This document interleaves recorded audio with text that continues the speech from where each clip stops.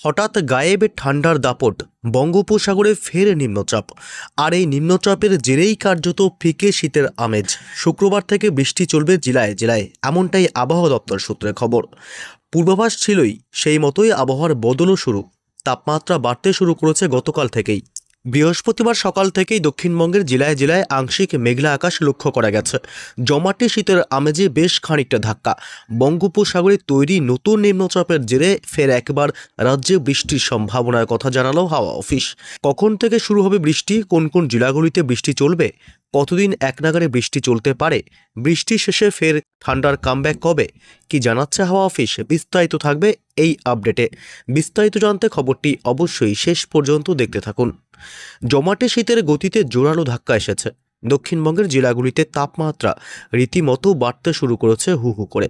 আলিপুর আবহাওয়া দপ্তর সূত্রের খবর, শুক্রবার এবং শনিবার দক্ষিণবঙ্গের প্রায় সব জেলাতেই হালকা থেকে মাঝারি বৃষ্টির সম্ভাবনা। কলকাতা, হাওড়া, দক্ষিণ 24 পরগনা, উত্তর 24 পরগনা, হুগলি, পূর্ব মেদিনীপুর, পশ্চিম মেদিনীপুর, ঝাড়গ্রাম, পুরুলিয়া, বাঁকুড়া, পূর্ব বর্ধমান, পশ্চিম বর্ধমান, বীরভূম, মুর্শিদাবাদ, নদিয়া জেলায় হালকা থেকে মাঝারি বৃষ্টিপাত হতে পারে।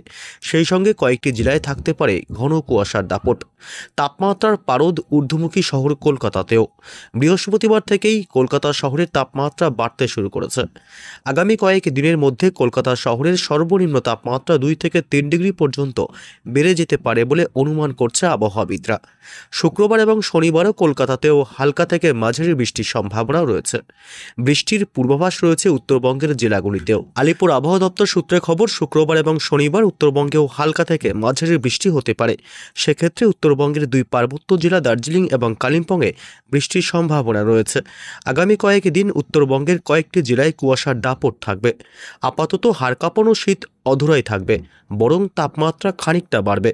বেশ কিছু জেলায় আগামী কয়েক দিনে 4 থেকে 5 ডিগ্রি পর্যন্ত বেড়ে যেতে পারে তাপমাত্রা। কবে থেকে ঠান্ডার জোরালো কামব্যাক আসবে সে ব্যাপারে নতুন করে এখনও পর্যন্ত কোনো তথ্য দেয়নি আলিপুর হাওয়া অফিস।